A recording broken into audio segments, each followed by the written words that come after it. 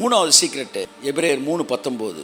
ஆதலால் அவிசுவாசத்தினாலே அவர்கள் பிரவேசிக்க கூடாமல் போனார்கள் என்று பார்க்கிறோம். 3ஆம் வசனம் சொல்லுது, விசுவாசித்தவர்களாகிய நாமும் அந்த இளைப்பாறுதல் பிரவேசிக்கிறோம். இளைப்பாறுதலுக்கு விசுவாசம் ரொம்ப முக்கியம். இன்னைக்கு ஒரு நாள் நான் ரெஸ்ட்டில் இருக்கிறேன், என் வேலையிலேருந்து ரெஸ்ட் எடுக்கிறேன்னா தேவன் இந்த நாளுக்கான இந்த ஆசீர்வாதங்களை தேவன் எனக்கு சேர்த்து தருவார் என்கிற விசுவாசம் உள்ளவன் தான் ரெஸ்ட்டுக்கு வரான்.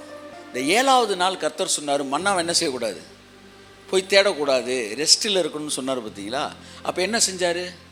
6ஆம் நாளிலே 7ஆம் நாளுக்கு தேவையான மன்னாவை தேவன் சேர்த்து கொடுத்தாரு. அது இருந்தாலும் அடுத்த நாள் கெட்டு போகாமல் இருந்துச்சு.